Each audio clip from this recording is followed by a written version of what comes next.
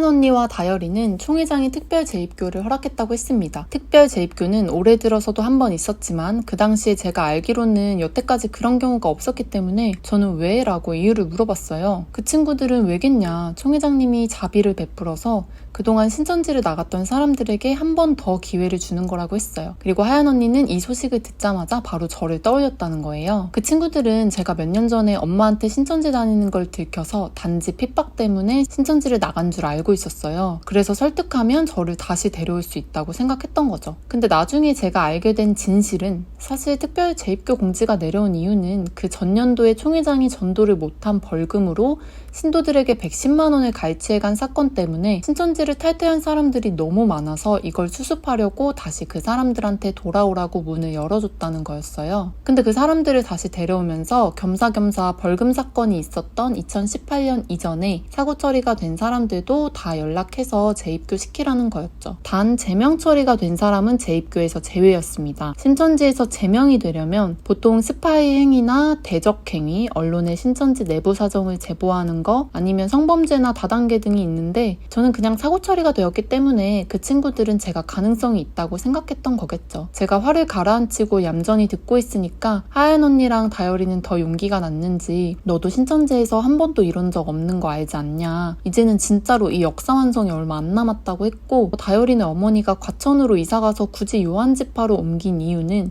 총회장이 당시 한창 과천에 영계의 천국이 내려온다라고 말을 했었거든요. 신천지가 과천에서 시작되었기 때문에 알파와 오메가인 하나님께서는 마지막도 과천에서 이룬다는 요지였죠. 그래서 신천지 총회장을 진짜 약속의 목자로 믿고 있는 신천지인들은 이 얘기를 듣고 어떻게든 과천으로 집을 옮기거나 땅을 사려고 했고, 그중 한 분이 바로 다열이네 어머님이셨던 거예요. 하지만 변덕쟁이 총회장님이 최근에는 영계 천국이 고성에 온다고 하셨죠.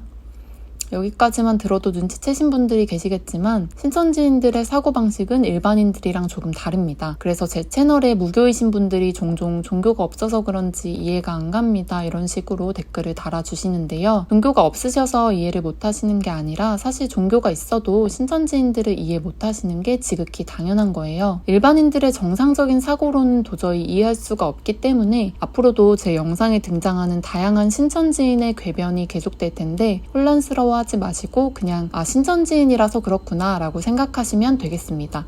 물론 신천지 안에도 정상적인 사고를 가졌지만 가족이나 인간관계 등 각기 다른 이유 때문에 어쩔 수 없이 아직 나오지 못하시는 분들도 분명히 있습니다. 그리고 저는 당시에 그런 신천지인의 사고방식을 알고 있었기 때문에 도대체 이 인간들한테 어디서부터 어떻게 내가 알아낸 것들을 거부감 없이 설명하면서 이해시킬 수 있을지 그 친구들의 대화를 들으면서 계속 고민을 하고 있었어요. 저도 한때는 신천지 맹도였기 때문에 어떻게 하면 이해하는 척하고 이 친구들을 세뇌에서 벗어나게 할 수 있을까 머리를 굴렸고 일단 먼저 간을 좀 봤습니다. 하연 언니랑 다율이한테 이제 대학부도 아니고 맡은 사명도 딱히 없고 직업도 있는데 개인 시간에 뭐 신천지에 대해서 알아본 적은 없냐라고 조심스럽게 물어봤더니 지금 무슨 소리 하냐는 반응이더라고요. 신천지에서 잘 훈련시킨 대로 인터넷에 신천지에 대한 진실은 당연히 찾아보지 않았고 그런 행위는 여전히 절대로 해서는 안 되는 선악과를 먹는 거라고 생각하고 있었어요. 그리고 주기적으로 신천지 내부에서 반증 교육을 시키는데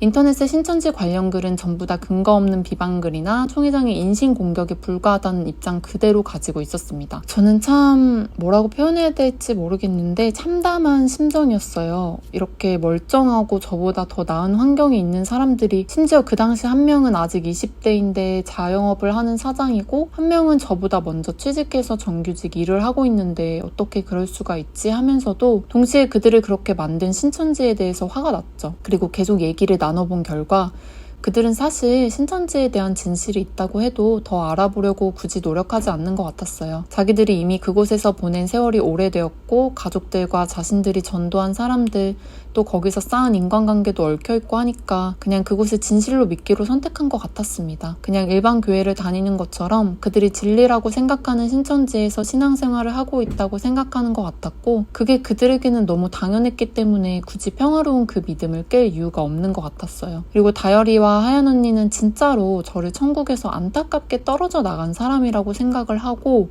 저랑 같이 천국에서 살았으면 좋겠다고 눈물을 보이면서 얘기를 하더라고요. 저는 진심으로 그렇게 생각하고 말을 하는 것 같아서 참 심란했어요. 얘기를 다 끝내고 어떤 대답이든 말해주길 기다리는 그 친구들의 눈을 보면서 저는 쉽게 말문을 열 수도 없었고 계속 눈물만 줄줄 흘렸습니다. 그 당시에도 계속 항우울제 약을 복용하고 있었는데 오랜만에 눈물이 제어가 안 되더라고요.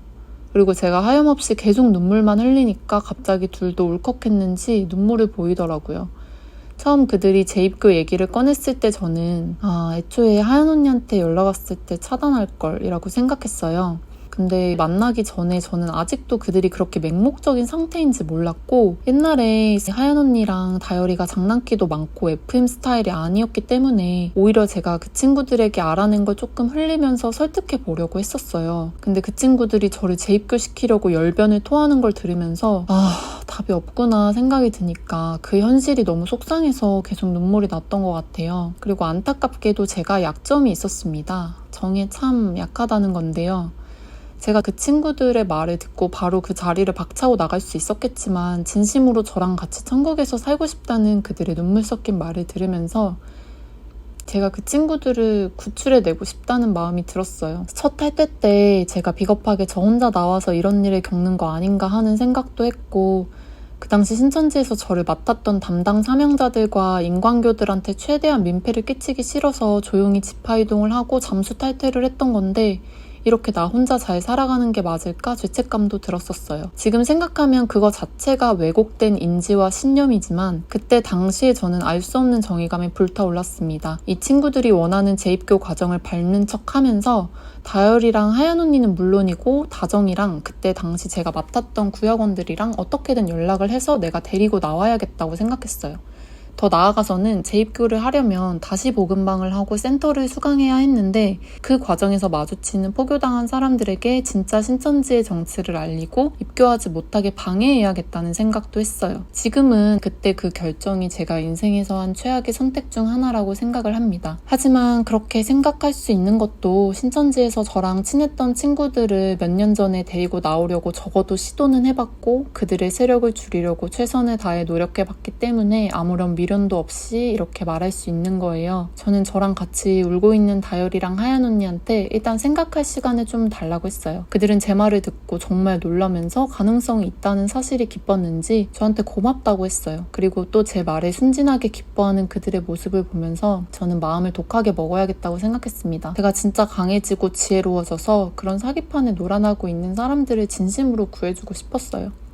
물론 그들은 그걸 바라지 않았겠지만요. 이런 재속도 모른 채 하연 언니랑 다열이는 역시 간절한 기도가 통했다면서 기뻐하고 저를 안아주면서 앞으로 더더욱 열심히 기도하겠다고 했습니다. 그리고 재입교가 예외적인 특별 상황이라 기간이 한시적이니까 너무 오래 고민하는 건 안 되고 3일 안에 결정해달라고 했어요. 저는 알겠다고 하고 훈훈하게 헤어졌습니다. 그리고 다다음 날 항공사 면접을 보러 갔는데 저는 망했다고 생각했어요. 준비를 완벽하게 해도 모자랄 판에 제대로 집중을 할 수가 없었습니다. 면접을 말아먹고 저는 앞으로 어떻게 그 친구들을 구출해올지 고민을 하고 계획을 짠 다음에 하연 언니와 다열이한테 연락을 했습니다. 재입교하는 대신 요한지파로 가겠다고 했어요.